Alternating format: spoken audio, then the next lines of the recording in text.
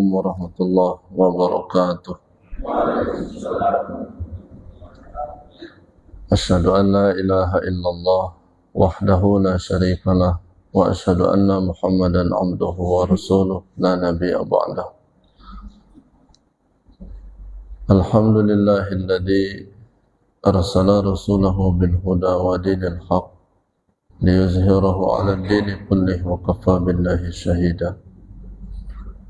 Nusalli wa nusallim ala sayyidina Rasulillah wa huwa Muhammad ibn Abdullah wa ala alihi wa man tabi'ahu ila yaumil qiyamah.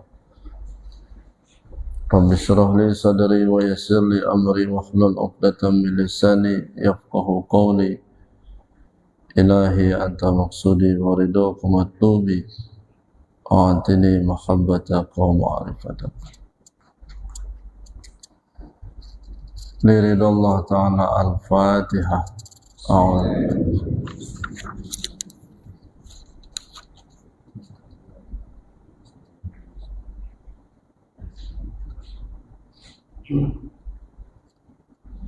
Al-Fatihah.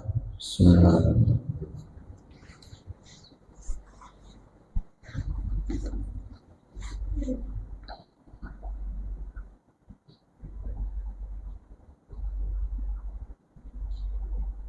Al-Fatihah. Bismillah.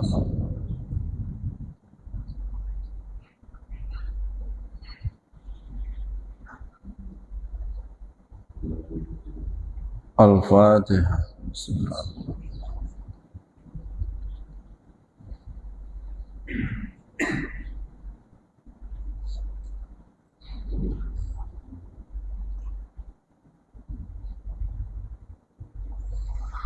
Al-Fatihah. Bismillahirrahmanirrahim.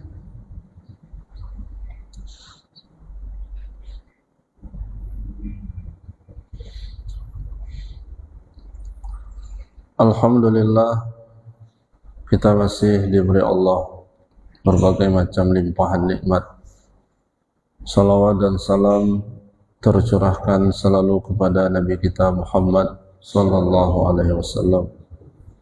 Yang saya hormati para masyaikh, para asatiz, Bapak Ibu hadirin wal hadirat yang semuanya dimuliakan Allah Subhanahu wa taala. Karena masih di bulan Syawal, maka tidak salah saya mengucapkan taqabbalallahu minna wa minkum taqabbal ya karim. Allahumma ja'alna minal aidina wal faizin.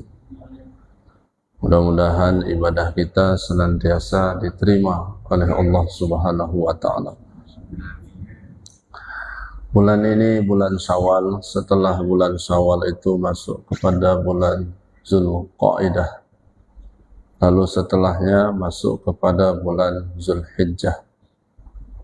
Bulan Zulhijjah itu adalah satu bulan yang umat Islam melaksanakan rukun Islam yang kelima, yaitu menunaikan ibadah haji ke Makkahul Mukarramah.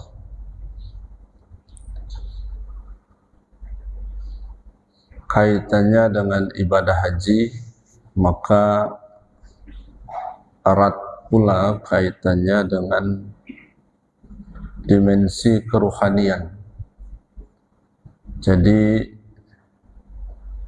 ibadah kita ini tidak bisa dilepaskan dengan dimensi keruhanian.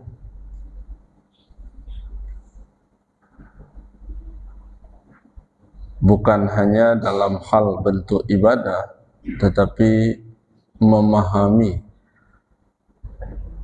nas Al-Quran ataupun hadis tidak cukup hanya dipahami secara makna zahiri, tapi juga dia harus dipahami secara maknawi. Yang sering saya ambil contoh, ibarat seperti pelaksanaan ubudiyah di bulan suci Ramadan. Sering kita mendengar para muballigh itu menyampaikan bahwa selama Ramadan iblis atau setan itu dibelenggu.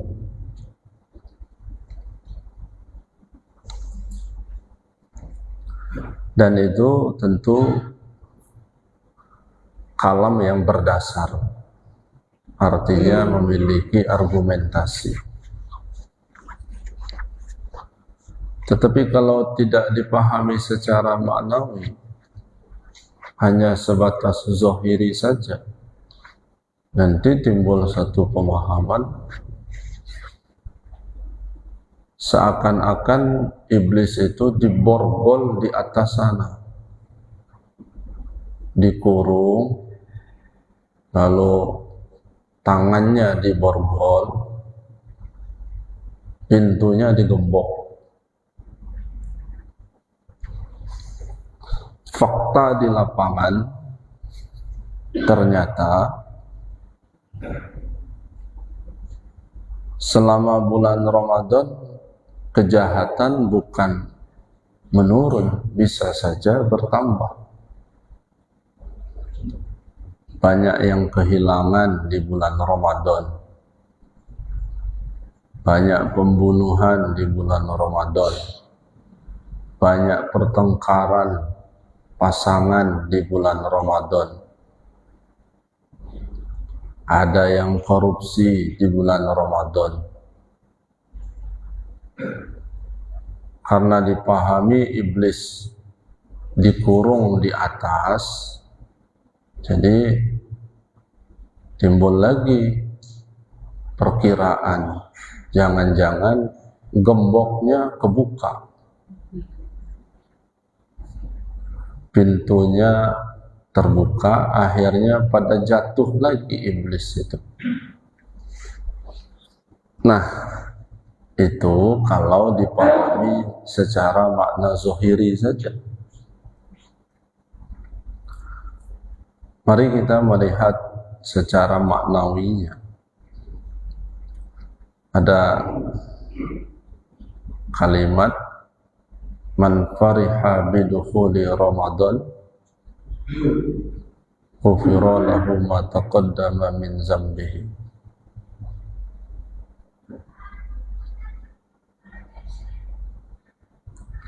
Siapa orang yang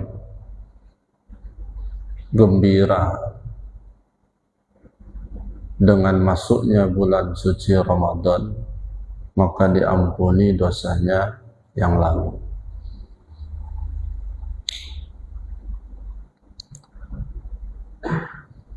Pertanyaan dasarnya, apakah saat Ramadan datang semuanya senang dengan datangnya Ramadan? Bisa saja terbagi dua. Ada yang senang, ada yang tidak senang. Yang senang tentu badan dengan ruhnya terlatih ibadah. Yang tidak senang, yang badan dan ruhnya jauh ibadah kepada Allah. Jadi datangnya bulan Ramadan itu sebenarnya ada yang senang, ada yang tidak senang. Bagaimana ekspresi yang senang? Cara mengungkapkan bahwa dirinya senang antara lain adalah persiapan-persiapan menjelang Ramadan itu sudah mulai dilakukan. Ramadannya 3 hari lagi, sejadah sudah mulai dicuci, sarung sudah mulai disiapkan, Al-Quran sudah mulai diganti, makanan untuk sahur dan buka sudah mulai dibeli. Itu kan ekspresi, salah satu ekspresi atau ungkapan dengan datangnya bulan suci Ramadan.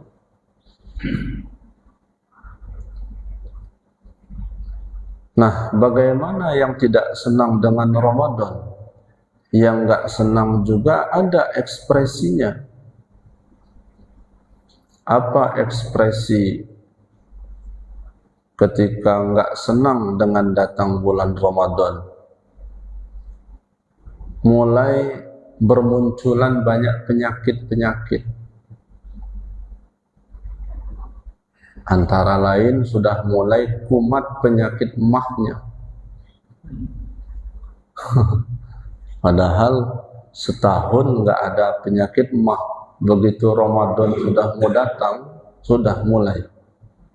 Kayaknya Bu, Bapak ini nggak bisa, nggak kuat kayaknya. Mau Ramadan tahun ini. Kenapa Pak? Ini gejala-gejala mah sudah muncul kayaknya. Bisa? Itu jadi ekspresi. Sebagai tanda kayaknya sih harus menghindar. Nah, apakah yang nggak senang dengan datang Ramadan itu tidak bisa kemana-mana? Tentu tidak. Apakah yang tidak puasa Ramadan dia tidak bisa berpergian kemana-mana? Tentu tidak. Dia bisa ke mall, dia bisa ke pasar, dia bisa ke lapangan, dia bisa ke laut, kemana saja. Yang tidak puasa bisa kemana saja. Tetapi walaupun bisa kemana saja, dirasa terbelenggu dengan keadaan. Mau ke sini nggak bebas, mau ke laut kulinernya pada tutup, mau pergi ke sini ada rumah makan tapi lauknya sedikit, mau ke sini pada nggak ada yang makan dan lain sebagainya. Mau ke hiburan pada ditutup. Dia bisa kemana saja, tapi nggak bisa ngapa-ngapain. Nah, itu makna terbelenggu. Itu salah satu makna terbelenggu. Bisa kemana saja, tapi nggak bisa ngapa-ngapain. Nah, nggak bisa ngapa-ngapain itulah salah satu makna terbelenggu. Nah, iblis dibelenggu juga begitu. Bukan dalam arti iblis itu di atas sana lalu tangannya diborgol nggak kemana-mana. Enggak begitu. Iblis dia bisa kemana saja waktu Ramadan. Di Sukarame iblisnya ada, di Waihalim iblisnya ada, di Rajawasa ada. Nggak tahu kalau di Kemiling. Kemiling juga ada, di Haji Mena juga ada. Dia bisa kemana saja, tapi mau menggoda umat saat itu terbatas, sulit menggoda. Kenapa sulit menggoda umat? Walaupun ada, tapi enggak sebanyak yang kemarin, bulan kemarin. Karena gairah umat dalam ibadah berbeda. Nah, itulah makna terbelenggu. Enggak bebas mau ngapa-ngapain. Yang tadinya banyak ribah, drastis di bulan Ramadan, ribahnya turun menjadi 15%. Tadinya sih 150. Ini mendadak berubah menjadi 15%. Diam aja pas Ramadan itu. Karena dia banyak baca Quran. Sama lemas. Nah, iblis ini aktif mau menggoda, keteteran. Keteteran itulah makna terbelenggu itu. Kesulitan itulah makna terbelenggu itu. Nah, ini ketika dipahami secara maknawi. Maka Bapak Ibu yang dimuliakan Allah Subhanahu wa taala, segala apapun mesti dipahami secara zahiri, juga dipahami secara maknawi. Dulu pernah disampaikan, tapi nggak apa-apa diulang-ulang. Ara'aital ladzi yukazzibu biddin, tahukah kamu siapa itu pendusta agama? Fazalikal ladzi yad'ul yatim, mereka yang menghardik atau melantarkan si yatim. Nah, kalau dalam makna zahirinya yang disebut dengan yatim itu adalah tidak punya ayah, itu namanya yatim. Tidak punya ibu, itu namanya yatim. Tidak punya ayah ibu, juga namanya yatim. Kalaupun ada istilah piatu, itu kan bahasa kita saja. Kalau nggak ada ayah, yatim. Kalau nggak ada ibu, piatu. Kalau nggak ada ayah ibu, yatim piatu. Nah, sholat sudah rajin, baca Quran sudah rajin, zikir sudah rajin, tepat awal waktu kalau sholat, selalu berjamaah. Hanya gara-gara ada anak yatim di sebelah, enggak diurus, lalu Bapak Ibu disebut dengan pendusta agama. Tentu kan enggak mau. Masa iya, ibadah sudah, sholat sudah, baca Quran sudah, zikir sudah, hanya gara-gara ada anak yatim di sebelah enggak diurus, disebut sebagai pendusta? Tentu kan enggak mau. Sebab anak yatim itu, yang mengurus anak yatim itu adalah seluruhnya. Apabila sudah ada yang mengurusnya, maka bebaslah yang lainnya. Nah, kalau dipahami secara maknawinya, mana yang disebut dengan yatim yang sesungguhnya? Yang namanya yatim itu kan nggak ada orang tua.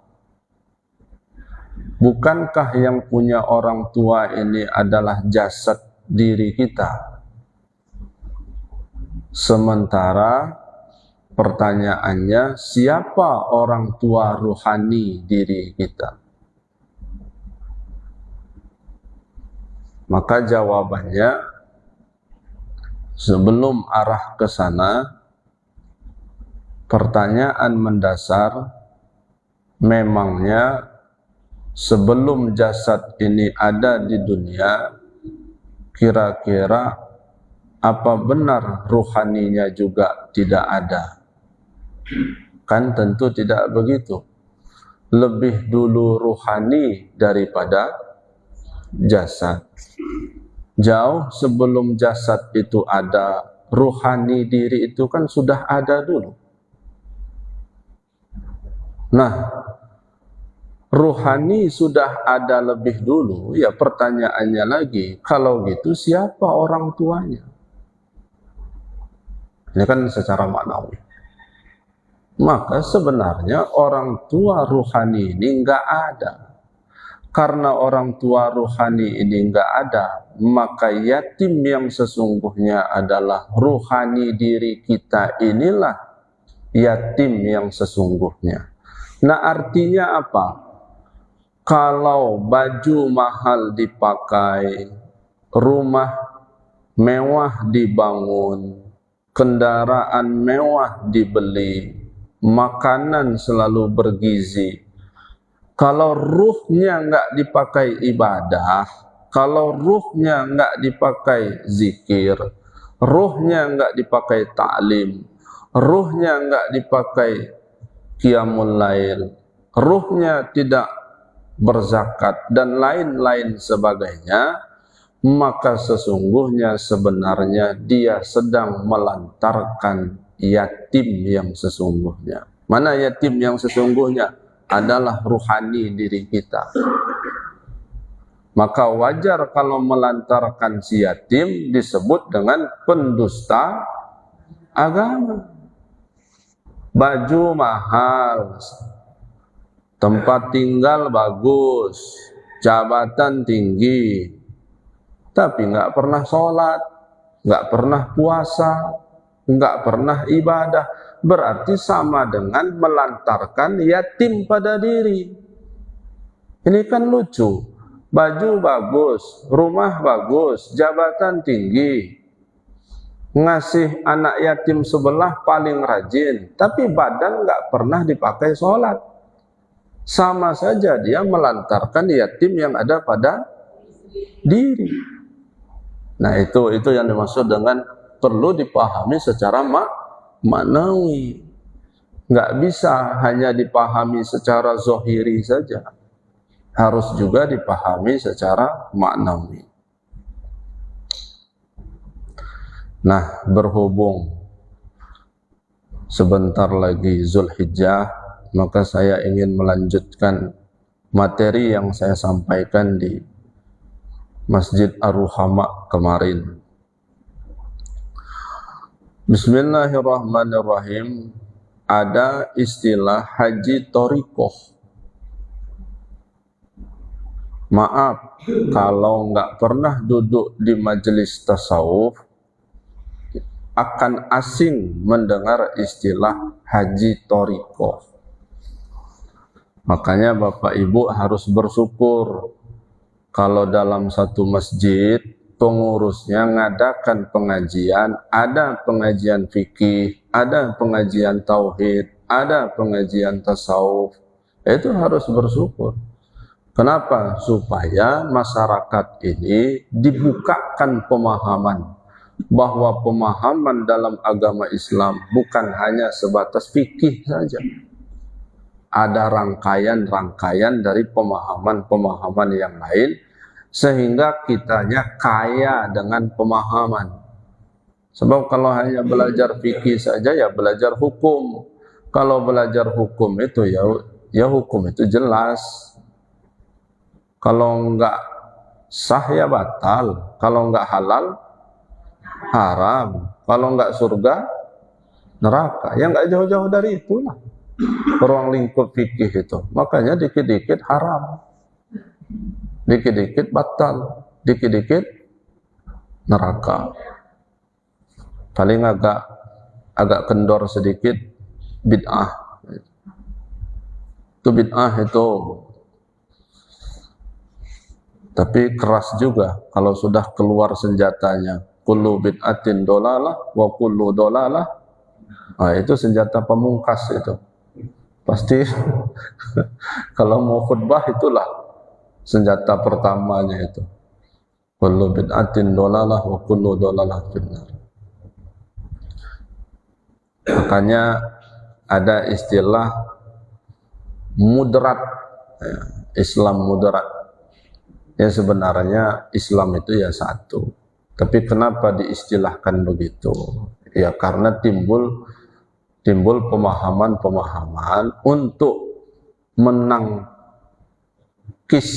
apalah istilahnya, menangkal dari sekian banyak pemahaman agar punya kedudukan dalam beragama yang baik, benar, bisa diterima, maka perlu ada tawassud, ada mudaratnya.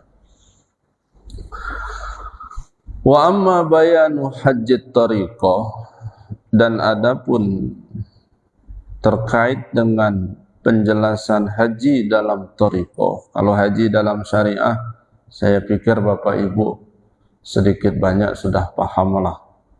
Haji dalam syariah itu ya tentu terpenuhi syarat dan rukun dalam ibadah haji. fazaduhu wa rahilatuhu.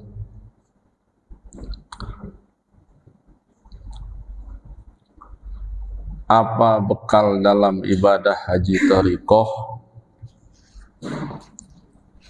Bekalnya adalah fazaduhu wa rahilatuhu awalan, adanya kecenderungan hati ingin mengambil ijazah ila sahibit talqin, kepada sahibut talqin, wa akhzuhu minhu, kemudian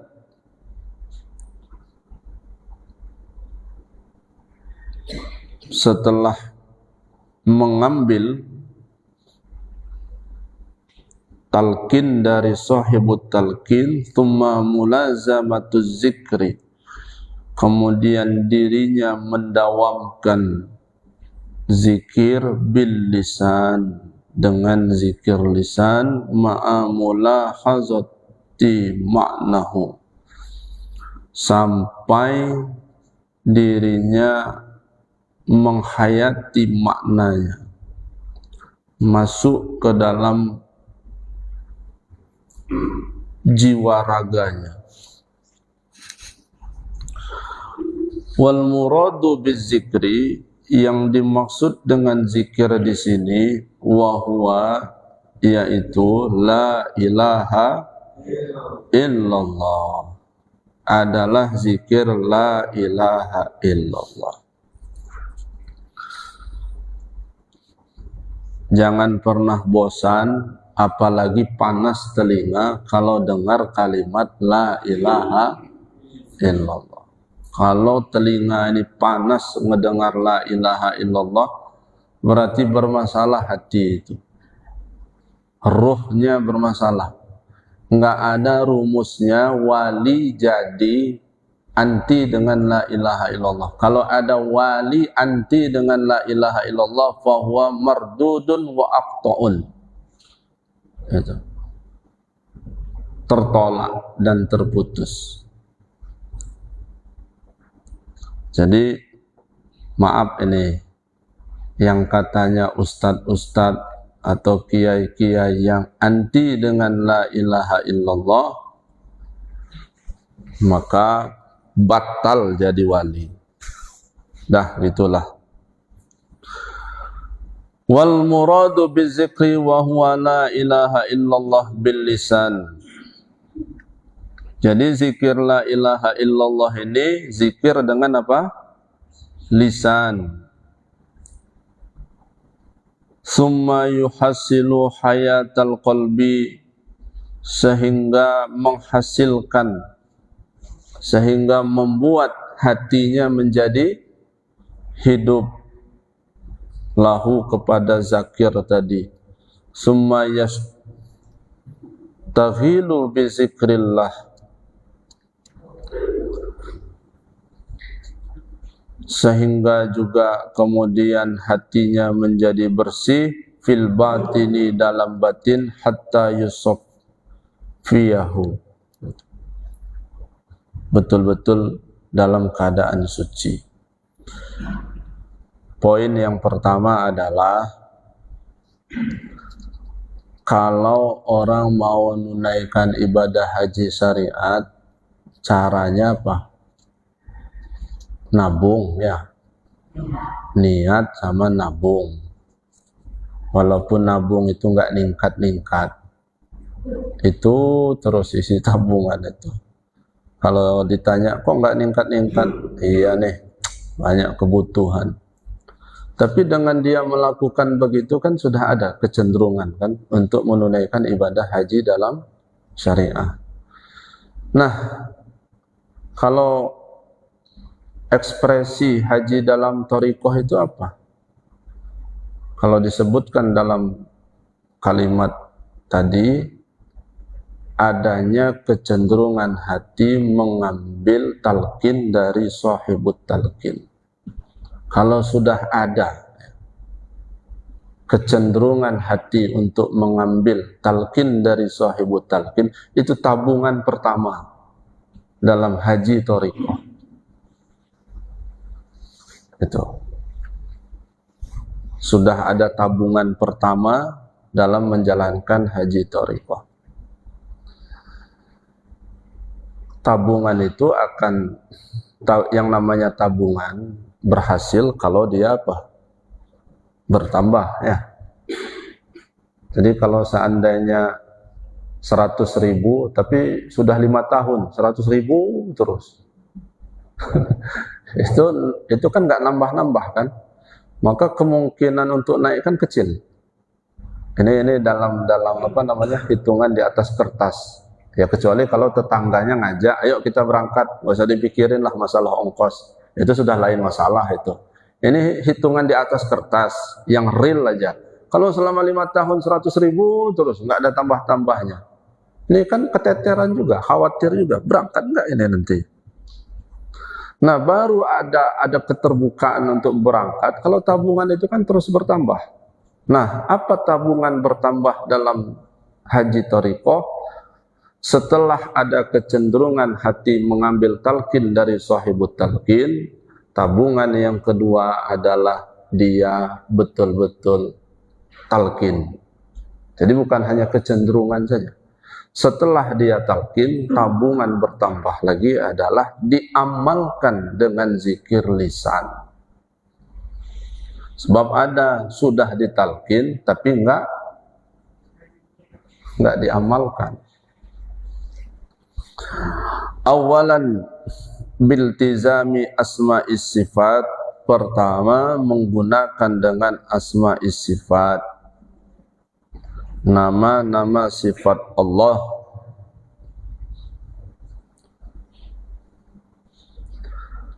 Liyazhira ka'batas sirri, sehingga muncul Ka'bah sirri.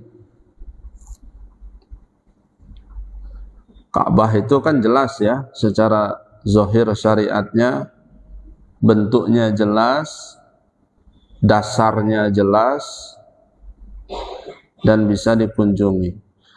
Tapi coba kita lihat mana memahami Ka'bah sirri bin anwari sifatil jamali. Ka'bah sir itu adalah dengan tampilnya sifat cahaya jamaliyah.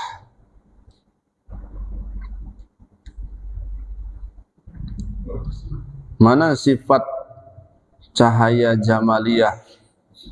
Kama amarallahu ta'ala Ibrahim wa Ismaila, sebagaimana firman Allah kepada Nabi Ibrahim dan Nabi Ismail alaihi wassalam, anna tahhara baiti lit-ta'ifina, agar engkau berdua membersihkan rumahku, baiti lit-ta'ifina, bagi orang-orang yang datang bertawaf, ila akhirul ayah. Fa ka'batuz zahiri, maka Ka'bah secara zahir, tadhiruha, dibersihkan, lit-ta'ifina, bagi orang-orang yang akan mengerjakan tawaf, minal makhluqati, dari kalangan makhluk. Wa Ka'batul batin, sementara Ka'bah batin, tadhiruha, itu dibersihkan, linazri khaliqin fama aliyaqa wa ajdara,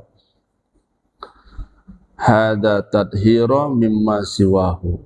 Sementara Ka'bah batin itu dibersihkan agar tiada yang lain, yang ada hanya Allah subhanahu wa ta'ala.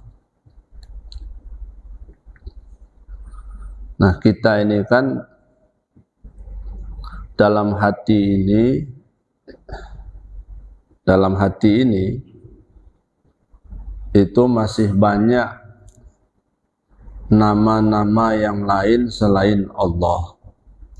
Masih banyak sifat-sifat yang lain selain sifat Allah. Masih banyak af'al-af'al lain selain af'al Allah. Nah, itu harus dibersihkan. Nah, dalam satu hadis itu disebutkan qalbul mu'minin baitullah. Hati orang beriman itu adalah rumahnya Allah. Jadi Ka'bah secara zahir dibersihkan bagi orang yang akan tawaf. Ka'bah secara batin itu dibersihkan agar tiada yang lain, yang ada hanya Allah. Kira-kira masjid ini luas apa sempit? Luas. Masjid Babu Salam ini kan luas dalamnya. Tapi kalau sudah banyak pernak-pernik di sini, kulkas di sini, kompor di sini, lemari di sini, terus ambulan itu masuk sini, lapangan itu masuk sini, raket masuk sini. Kalau sudah banyak barang di sini, seluas-luasnya ini jadi sempit, Pak. Gimana supaya betul-betul lapang? Jangan ada yang barang-barang lain. Nah, hati manusia ini kan lapang ya. Tapi kenapa kok jadi sempit? Karena banyak barang di hati ini. Malah lebih hebat, kebun 10 hektar ada di sini. Cuma nggak kelihatan aja gitu kan. Jangan-jangan dia lagi ngejar laut dekat Mutun itu. Berarti laut juga ada di sini. Nah, kalau ini sudah banyak barang-barang di hati ini, sumpek jadinya, sempit jadinya. Kalau sudah sumpek, kalau sudah sempit, ya sudah, panaslah bawaannya itu. Makanya bahasa agamanya disebut apa? Apa? Toma. Ayo sama-sama ikuti. Toma. Toma. Bukan tomang, bukan. Atau toman. Toma. Toma itu bahasa kemilingnya apa? Rakus. Iya, bahasa kitanya tamak gitu. kalau bahasa Arabnya toma gitu. Ya udahlah, daripada salah sayanya ya udahlah, tamak lah gitu. Tamak, orang tamak itu kan rakus, pingin ini, pingin ini, pingin ini, pingin ini gitu. Kalau bisa punya saudara embat juga, tanah adek embat juga, di sini numpuk akhirnya. Lihatlah perilaku orang tamak itu, gersang, panas, sempit gitu. Panas bawaannya itu. Itu tamak ya. Besek kawan, besek dia gitu. Udah jelas-jelas dikasih besek selesai tahlilan 1, dia masih pingin 7. Kalau bisa pengurus yang nggak datang bawa sini kata dia. Padahal kata yang ahli musibahnya, nitip ya Pak ya untuk pengurus. Tengok-tengok nggak ada pengurusnya ini. Bawa bawa pulang aja lah, kita makan aja nak kata dia. Nah, kalau sudah penuh di hati ini, jadi sempit. Nih, ini tripanca. Kalau dikasih kopi, berubah nggak air ini? Berubah. Kalau dia dikasih teh, berubah. Kalau kasih susu, berubah. Kalau kasih roti, berubah. Kalau kasih dugan bakar, berubah. Nah, sekarang sebelahnya laut. Laut itu kalau dikasih kopi berubah nggak airnya? Enggak. Kalau dikasih teh, enggak. Semen tumpah di laut, enggak berubah. Kenapa enggak berubah? Karena luas. Kenapa yang sebelah ini berubah? Karena sempit. Apa artinya? Kalau hati ingin kalau ingin hati ini tidak terkontaminasi, enggak berubah apa adanya dari awal sampai akhir. Kalau hati ini mau bersih, enggak berubah walaupun ada yang masuk, maka luas-luaskanlah hati ini. Kenapa hati kita ini cepat berubah? Karena hatinya sempit. Pagi ini kita belajar meluaskan hati. Diomongin orang, gak cepat tersinggung. Ya udahlah, namanya juga manusia. Nah, mau ngomong kayak gitu susah itu. Ya udahlah, namanya memang sifat dia begitu. Namun ngomong kayak gitu, susah Pak, butuh bertahun-tahun untuk keluar kalimat itu dari mulut. Nah kalau orang sudah bisa ngomong kayak gitu, luas itu hatinya. Nah kalau diomongin orang sedikit tersinggung, siapa? Nah berarti tripanca itulah hatinya. Gila dia nih, apa nggak ngerti tah? Baru anak kemarin sore kita diomong-omong, kenapa Pak? Tersinggung kita? Nggak bisa nih. Berarti tripanca kelasnya. Nah kalau ibu pendapatnya ditolak, pendapatnya nggak diterima, usul, Pak usul, gimana kalau seandainya kita nggak usah prasmanan tapi nasi bungkus? Ditolak usulan itu. Nah kalau dia laut, ya udah nggak apa-apa. Nah kalau dia tripanca, terakhir pokoknya rapat ini, nggak bakal lagi, nggak bakal lagi datang-datang. Berarti kelasnya tripanca. Hah?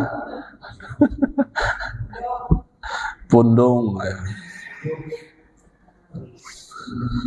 Ya itu ya. Jadi singkat ceritanya itu perlu,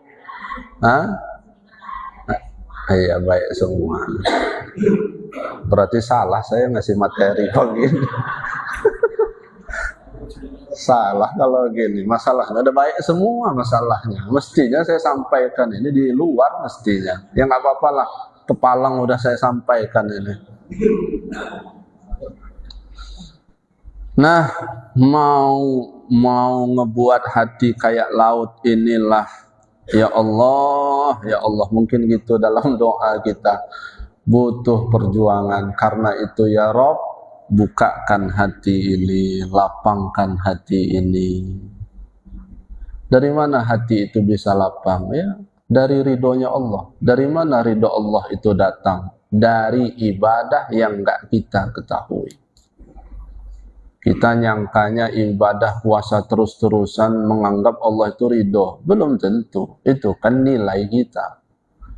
Bisa saja gara-gara kita nelpon emak, "Mak, apa kabarnya? Sehat, Nak?" "Enggak, Mak, ini sedikit aja adek mau ngomong. Saya mau ngomong, emak mau makan apa? Mau dimasakin apa?" Hanya ngomong-ngomong gitu saja. Jangan-jangan itu ridho Allah yang Allah turun ketimbang dari ibadah yang sudah banyak ini.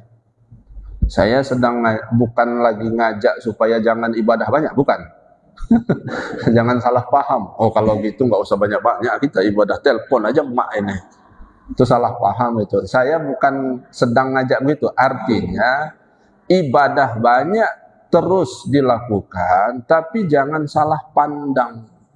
Jangan nganggap gara-gara sudah ini sudah bagus. Jangan-jangan ada ibadah yang kecil dianggap nggak bernilai, tapi di sisi Allah itu dah. 555. Dikit lagi.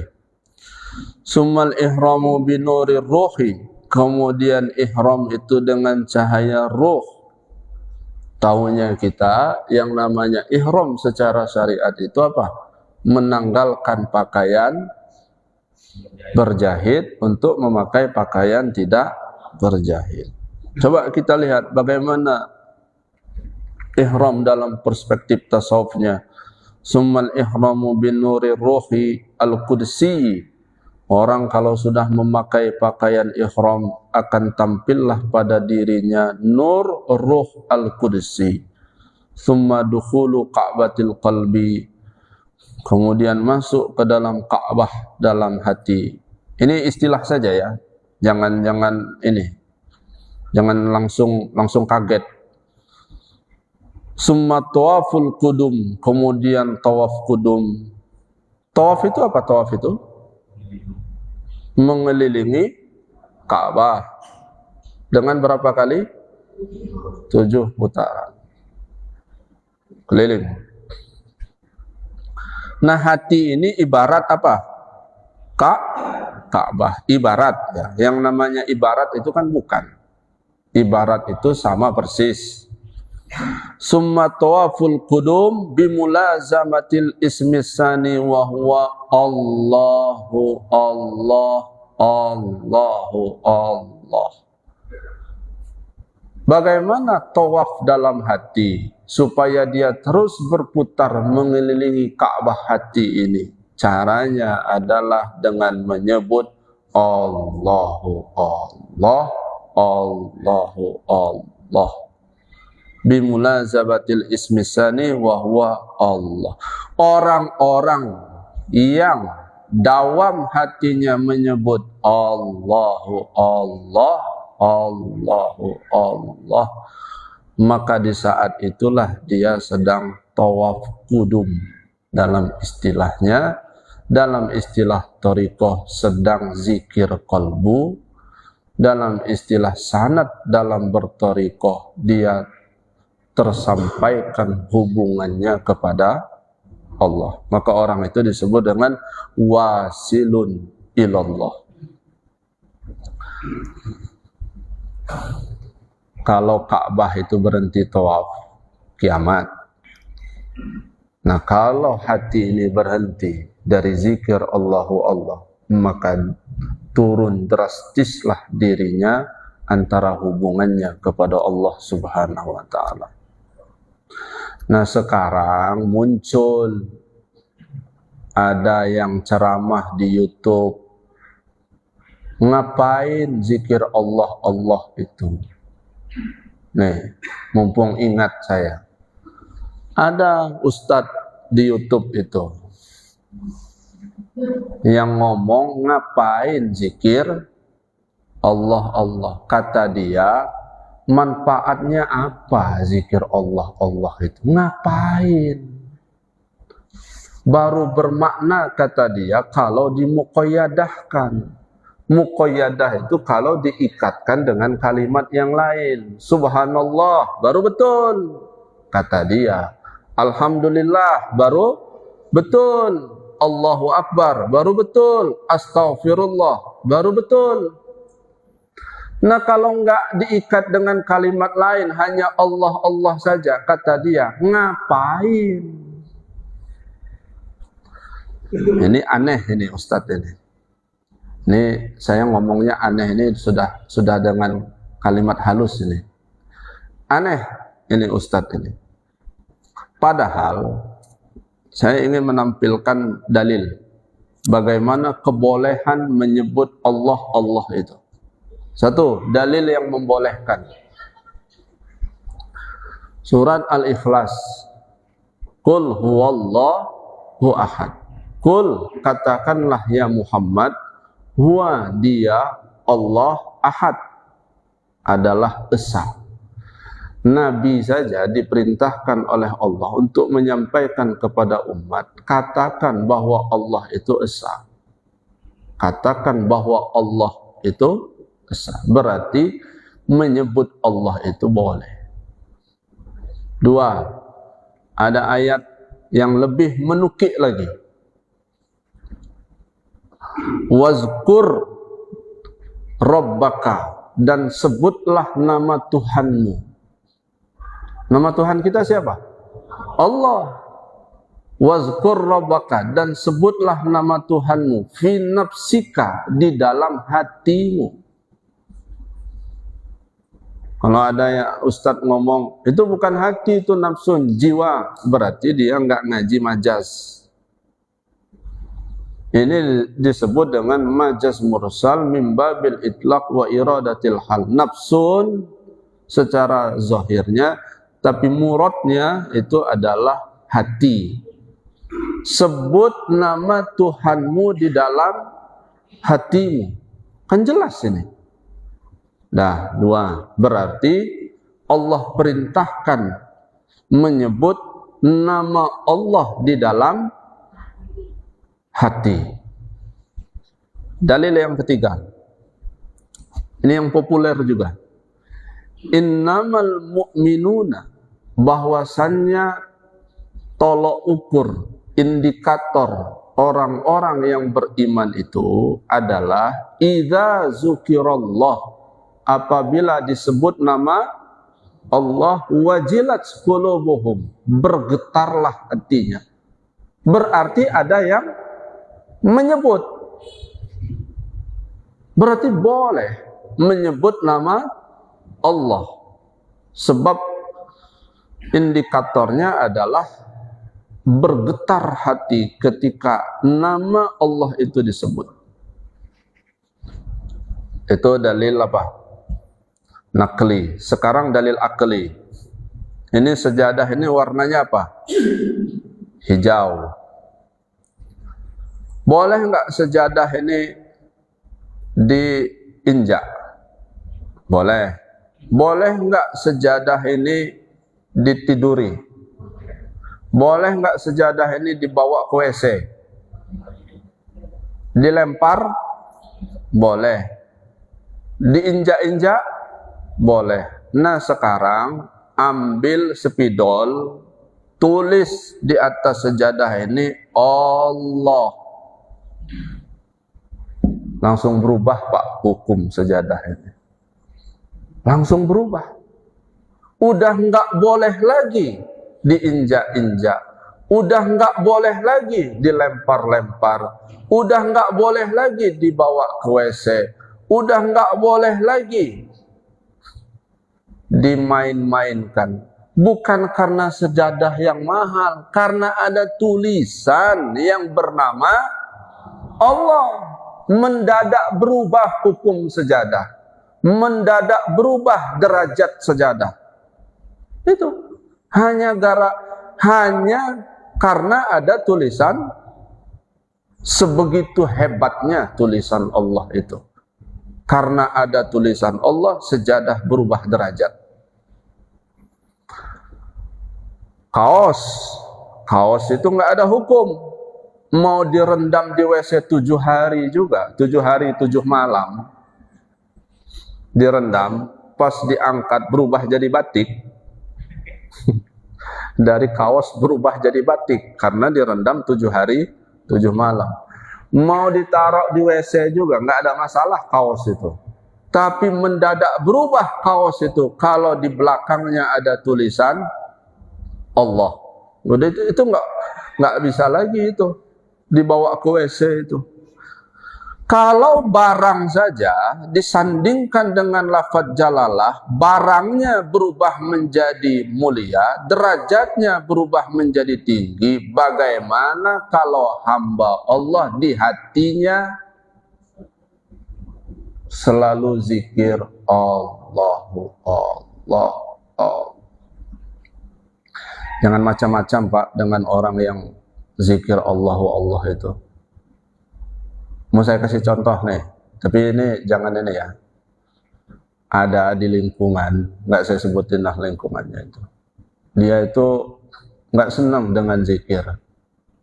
Hari ini berubah mendadak. Berbagai macam penyakit. Nah, itu dalil akli yang pertama. Dalil akli yang kedua. Umpama pengurus masjid Babu Salam ini jadi panitia, akan dihadiri 3 juta tamu undangan. Kabupaten Sukabumi aja 2 juta. Ini yang akan Sukabumi Jawa Barat ya. Ini tamu undangan ini 3 juta. Ya nggak apa-apa lah, namanya contoh. Berarti acara ini penting nggak penting? Bapak Ibu, pengurus Babu Salam, jadi panitia dalam satu acara yang akan dihadiri 3 juta orang. Berarti acara ini penting nggak penting? Penting. Di hari dan di jam yang sama, Bapak Ibu ditelepon sama emak, "Nak, datang ke sini. Ada yang mau emak sampaikan. Penting pokoknya." Berarti sama-sama penting. Bapak Ibu pilih mana kira-kira? Datang ke undangan apa menghadiri emak? Emak, karena juga ini penting, sangat penting. Kepentingannya melebihi dari ini. Bayangkan, satu nama bisa mengalahkan 3 juta orang. Hanya gara-gara yang namanya emak, gitu. Hanya nama emak. Mungkin dia nggak sekolah emak itu ya, tapi nama dia bisa mengalahkan 3 juta orang, Pak. Ya terserahlah emaknya mau sekolah apa enggak, mau di kota apa di kampung, pokoknya nama emak aja bisa mengalahkan 3 juta. Kalau nama emak saja begitu bisa mengalahkan yang lain, apalagi nama Allah. Maka jangan macam-macam dengan nama Allah ini. Nama Allah itu bisa melenyapkan 7 lapis langit, 7 lapis bumi. Bapak Ibu bisa hidup pagi ini, bisa hidup, bahasa Arabnya hayat, bisa hayat pagi ini gara-gara ada nama Allah. Bisa mendengar pagi ini gara-gara Allah, nama Allah. Berarti kalau ada orang yang ngomong untuk apa zikir Allah, Allah itu, berarti aneh aja orang itu. Berarti bermasalah itu dirinya itu. Nah terus dalil akli yang terakhir, yang ketiga. Saya haus. Terus Bapak Ibu ngasih air ke saya. Nah terus saya ngomong begini, untuk apa air ini? Berarti saya posisinya apa? Saya haus. Terus Bapak Ibu ngasih air. Terus saya ngomong, ini air untuk apa? Berarti aneh kan? Udah jelas-jelas untuk minum. Masih nanya juga untuk apa gitu. Berarti aneh ini. Nah kita ini kan haus, Pak. Hati kita ini kering, ruhani kita ini kering, haus. Baru bisa tersirami kehausan ini dengan lafzul jalalah. Maka hunjamkan la ilaha illallah ke dalam hatimu. Itu maksudnya apa? Maksudnya masukkan ke dalam hati bilafzil jalalah, dengan lafaz jalalah. Artinya lafaz jalalah itu masuk ke dalam hati, betul-betul la ilaha illallah, betul-betul lafaz jalalah itu mendarah daging pada diri. Bukan berarti lafaz jalalahnya nyumput, bukan. Artinya terhunjam sampai kepada diri. Nah, jadi kesimpulannya, bagaimana akan condong hati ini kepada Allah kalau namanya saja tidak disebut? Untuk bisa condong, maka sebutlah nama Allah itu di dalam hati. Menyebut nama Allah dalam hati itu zikir. Zikir itu rangkaian dari ibadah. Berarti orang yang zikir Allah wallah masuk kategori ibadah. Ibadah. Masa nggak boleh nyebut nama lafaz jalalah? La ilaha illallah itu zikir terafdol. Tapi maaf ya, kalau Allahnya dibuang tulisan itu udah nggak bermakna lagi, Pak. La ilaha illallah. Terus Allahnya ditiadakan menjadi la ilaha illah, berarti nggak bermakna lagi. Berarti isi dari la ilaha illallah itu Allah. Gitu. Jadi orang yang zikir Allahu Allah, Allahu sudah zikir masuk ke isi lah gitu sebetulnya. Inti. Adalah gitu pokoknya. 6-10. Ada yang mau tanya sebelum ditutup? Silakan Bapak Ibu ada pertanyaan.